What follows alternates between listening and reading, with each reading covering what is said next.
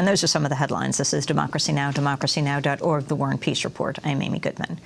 Anti-war activists are gearing up for protests outside FBI offices in cities across the country today and tomorrow after the FBI raided 8 homes and offices of anti-war activists in Chicago and Minneapolis Friday. The FBI's search warrants indicate agents were looking for connections between local anti-war activists and groups in Colombia and the Middle East. 8 people were issued subpoenas to appear before a federal grand jury in Chicago. Most of the people whose homes were searched or who were issued subpoenas had helped organize or attend protests at the Republican National Convention in St. Paul, Minnesota 2 years ago. The federal law cited in the search warrants prohibits, quote, providing material support or resources to designated foreign terrorist organizations. In June, the Supreme Court rejected a free speech challenge to the material support law from humanitarian aid groups that said some of its provisions put them at risk of being prosecuted for talking to terrorist organizations about nonviolent activities. Some of the groups listed by name in the warrants are Hezbollah, the Popular Front for the Liberation of Palestine, and the Revolutionary Armed Forces of Colombia, or FARC. The warrants also authorized agents to seize items such as electronics, photographs, videos, address books, and letters. Friday's raids come on the heels of a Justice Department probe that found the FBI improperly monitored activist groups and individuals from 2001 to 2006. For more, I'm joined now by 3 guests. Joining us from Minneapolis, longtime anti-war activist Jess Sundin, whose home was raided by the FBI early Friday morning. She's a member of the Anti-War Committee, whose offices were also raided. Joining us via Democracy Now! Video stream from Chicago is Joe Osbaker, whose home was one of 2 raided in Chicago Friday. He's an employee of the University of Illinois in Chicago and a steward for SEIU Local 73. He helped coordinate buses from Chicago to the protests at the Republican National Convention in 2008. Also in Minneapolis, we're joined by former FBI special agent and whistleblower Coleen Rowley. Time named her Woman of the Year, Person of the Year in 2002. We welcome you all to Democracy Now! Let's begin in Minneapolis with Jess Sundin. Tell us what happened. Friday morning, I woke to a bang at the door, and by the time I was downstairs, there were 6 or 7 federal agents already in my home, where my partner and my 6-year-old daughter had already been awake. We were given the search warrant, and they went through the entire house. They spent probably about 4 hours going through all of our personal belongings, every book, paper, our clothes, and filled several boxes and crates with our computers, our phones, my passport, and when they were done, as I said, they have many crates full of my personal belongings with which they left my house. Were you the only one there that morning? No, my partner and my first-grade daughter were also there. And what exactly did they show you to get in? Well, we have a porch where you can't see exactly who's outside, and so they'd already let themselves into the porch by the time my wife opened the door. And when they came in, they showed us this 4-page document that listed, as I said, all the kinds of things that they were entitled to search for in my home, as well as a subpoena to appear before a grand jury. My name was listed on the search warrant, but both myself and my partner received subpoenas for the grand jury in Chicago. Let's go to Chicago, to Joe Osbaker. Describe what happened to you on Friday morning. Well, it's the exact same story. It was a nationally coordinated assault on all of these homes. 7 a.m., the pound on the door. I was getting ready for work, came down the stairs, and there were, I think, in the area of 10 agents. They identified themselves as FBI, showed me the search warrant, and And I turned to my wife and said, "Stephanie, it's the thought police." And they came in? They came in and they proceeded to set up their operation in our living room, and they proceeded to photograph every room in our house. And over the next, I don't know, 30 or 45 minutes, they proceeded to label every room and then systematically go through every room, our basement, our attic, our children's rooms, and poured through not just all of our papers, but our music collection, our children's artwork, my son's poetry journals from high school, everything. And were they explaining to you what they were doing as they were raiding your house? There were some of the officers were telling us what they were doing. Most of them were not, but they gave us some explanation. What exactly did they say to you? Well, they all they said in terms of the content of what they were looking for is that they showed us the search warrant, and my wife and I were both subpoenaed as well. What organizations are you involved with, Joe? What do you think they're looking for? Well, I'm as you said at the start, I'm a trade unionist primarily. That's how most people know me. I'm also the staff advisor at UIC for the Students for a Democratic Society chapter. That's University of Illinois, Chicago. Correct. And I've been a political activist for 33 years. So I've been a member of a lot of organizations and campaigns.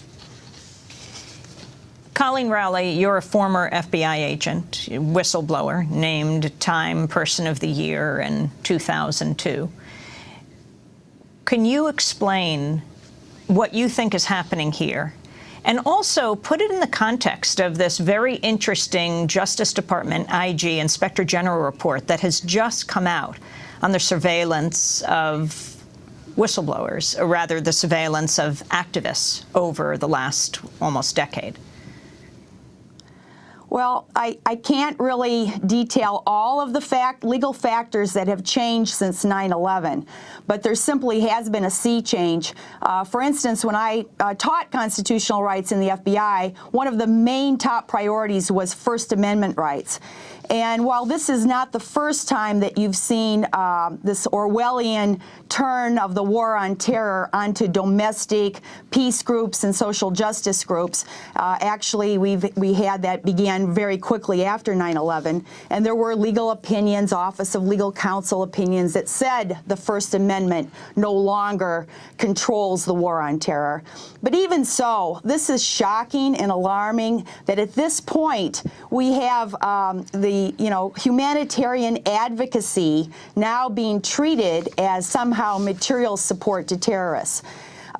We've also just seen, ironically, 4 days before this national raid, we saw the Department of Justice Inspector General issue a report that, soundly criticized the FBI for 4 years of targeting domestic groups such as Greenpeace, the Thomas Merton Center in Pittsburgh, different anti-war rallies, even involving finding that the FBI director had given a falsehood to Congress as to the justification for the FBI to monitor a peace group. What about what's happened in Iowa, Coleen Rowley? Well, that's another instance, and that one is actually after the scope of the IG investigation. The IG investigation only went to 2006. There have been requests for that IG to go further. Obviously, there's been 4 more years. And in 2008, we found out through a Freedom of Information request that there's 300 pages of, I think it was 4 or 5, 6 agents trailing a group of students in Iowa City to parks, libraries, bars, restaurants. They even went through their trash.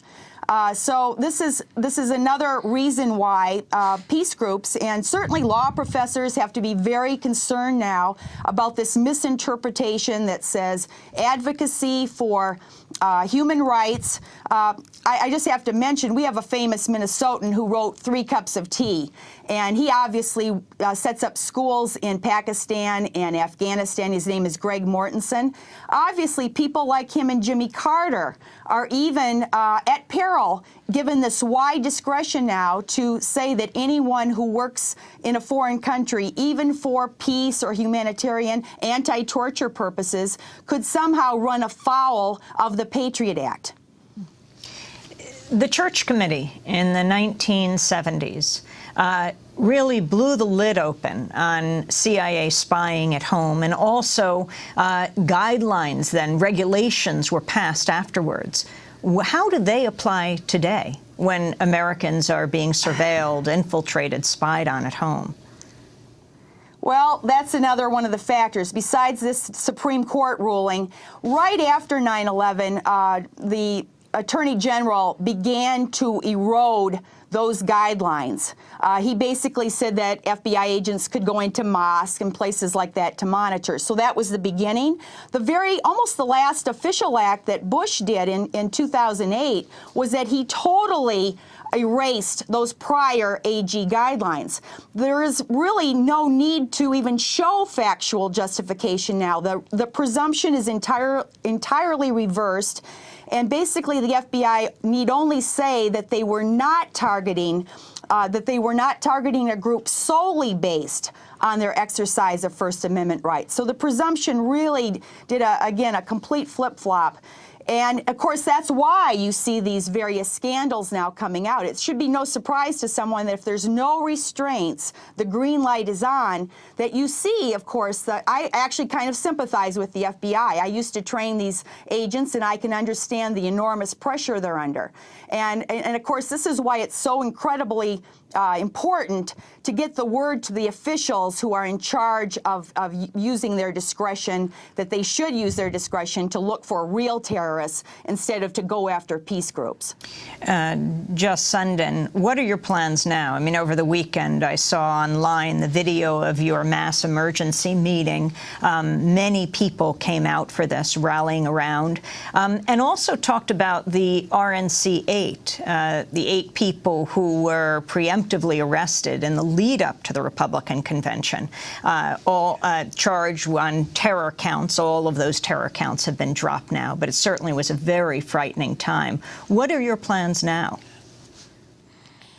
Well, as you mentioned, in the Twin Cities, we had a meeting the night that the raids happened. There were more than 200 people who gathered, and really every organization in the Twin Cities, but I'd say countless organizations across the country, have contacted us to ask us how they can help. There will be today and tomorrow, as you mentioned earlier, demonstrations in at least 20 cities around the country. We've had word of plans for demonstrations at embassies in other countries as well, at U.S. embassies. So one of the things we're doing is trying to call attention to what's happened and really make it clear to people that we have done nothing wrong. There is no basis to the claim that we've in any way given support to terrorist organizations, but in fact, we are being